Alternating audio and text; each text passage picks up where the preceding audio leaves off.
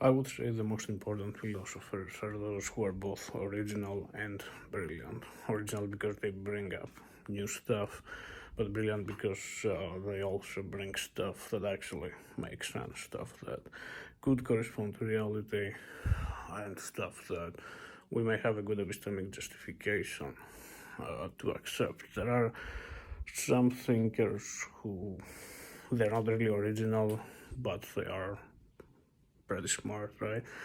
And they could be useful in the sense that they could see what others wrote and see what's true and what's not true, right? I think William Lane Craig has done that to a large extent, and I'm not saying that he doesn't have any original stuff. He has some,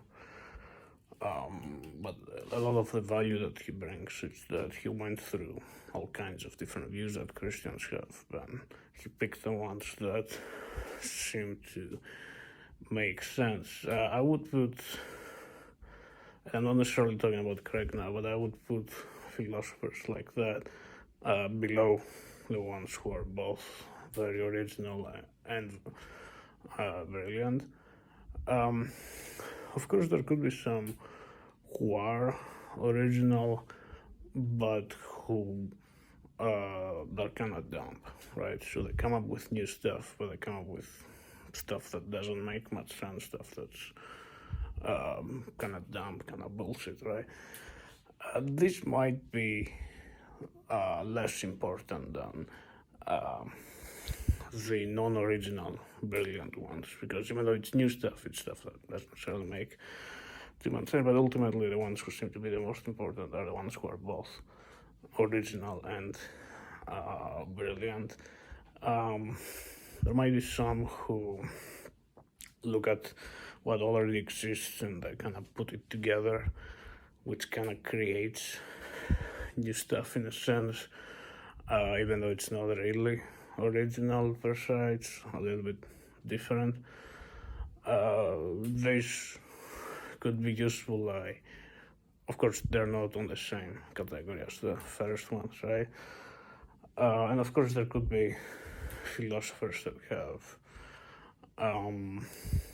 different traits of this, so they're a little bit of one category and a little bit of the other category too.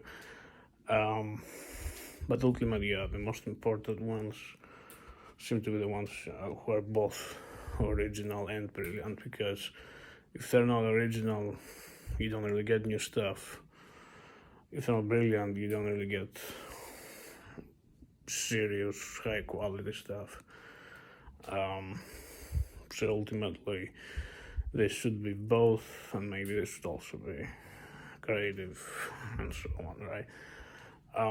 It's not a video about Craig, it's just one example. It's not necessarily my view about what Craig is. Don't focus on that. Focus on these broad categorizations that I provided. And of course, they don't have to be super strict like that. You know, the ones who combine stuff to bring something new, they may bring something new actually. It's just not gonna be radically new. That's why I don't put them in the first sort of category. And you know, the ones who interpret stuff in new ways, that could have some aspects of originality, although yeah, I don't really put them on the first category either. And ultimately, there could be someone who does all kinds of different stuff, right?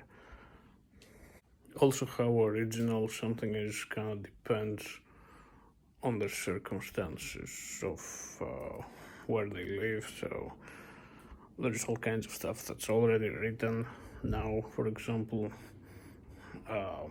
So if somebody comes up independently with the same stuff, people won't take it to be original because they would say, well, it already exists. But if somebody came up with the same stuff before somebody else, then they would take it to be original, right? So there's this aspect too. So who really counts as original?